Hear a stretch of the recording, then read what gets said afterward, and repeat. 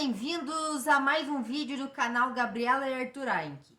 Esse vídeo é um oferecimento da professora Vanessa, que é minha professora de História. Ela me passou um desafio que era elaborar 8 perguntas para 8 presidentes do período pós-Era Vargas. Então vamos começar? Começando pelo presidente Eurico Gaspar Dutra, que governou durante 4 anos, de 1946 a 1950. Vou ler uma pergunta. No que consistia o Plano SALT? Quais áreas ele abrangia e por que ele não foi implementado no Brasil? Bom, o Plano SALT, ele era um plano que consistia em falar, né, que era ele na melhoria de vida das pessoas e ele melhorava no trabalho, saúde, educação, energia. E daí ele foi aprovado e mas não conseguiu ser colocado em prática. E aconteceu o seguinte: o presidente ele indagou lá no Senado.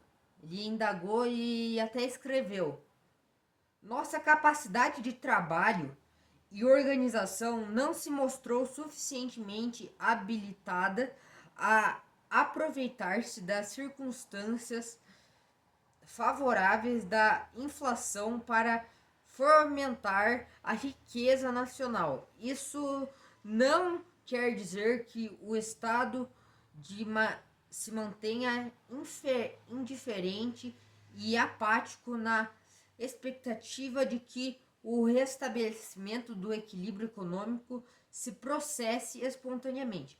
Ou seja, o Estado ele sabia que ele não estava conseguindo colocar o plano em prática, mas ele estava tentando fazer isso e com a inflação, a ajuda da inflação, traria melhorias para o plano, né? Mas ele infelizmente não foi colocado em prática. Agora Getúlio Vargas, democrático. Getúlio Vargas teve 2 governos, um que foi ditatorial e outro que foi democrático. O democrático foi de 1950 a 1954. A pergunta é a seguinte: Vargas dava prioridade a que tipos de empresas durante seu governo e por quê?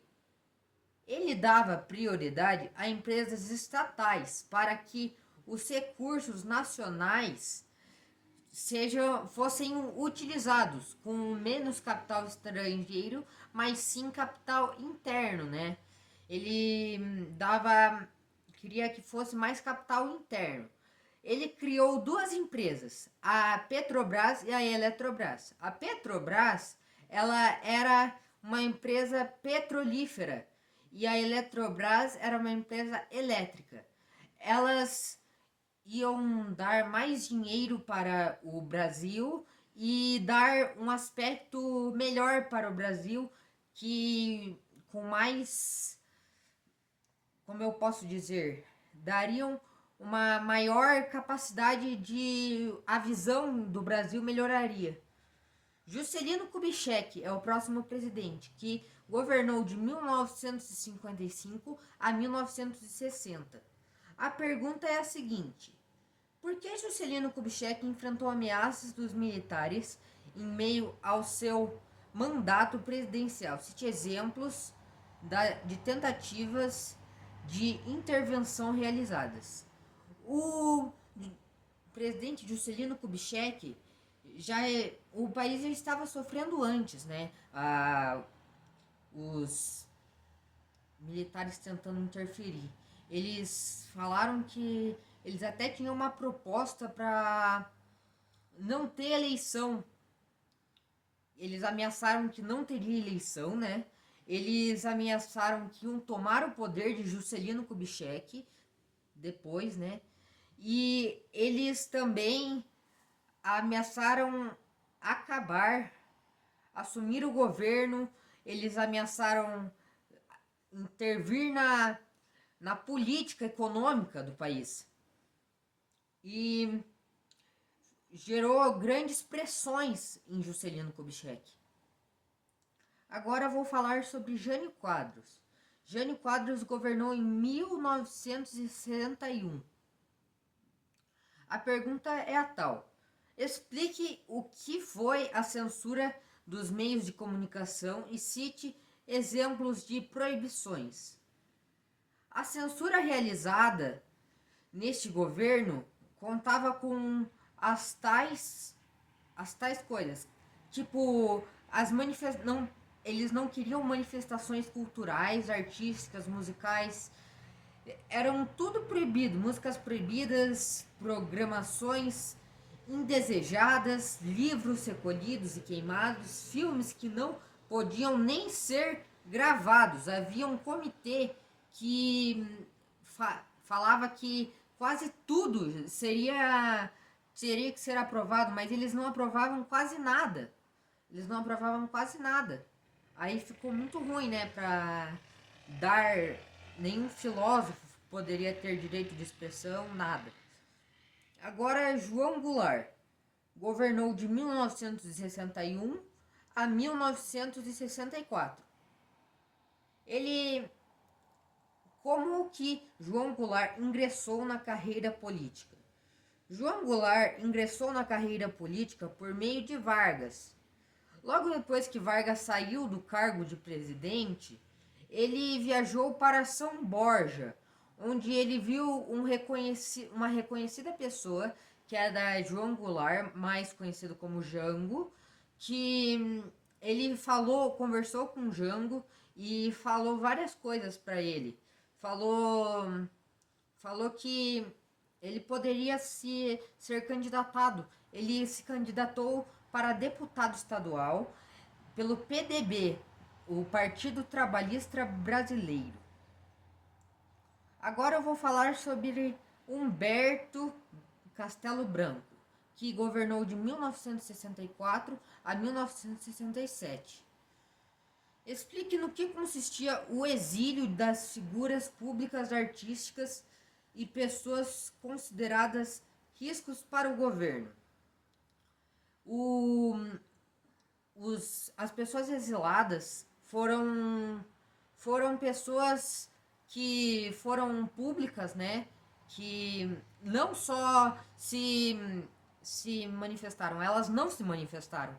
Elas pegaram e qualquer coisa que o exército falasse não é bom.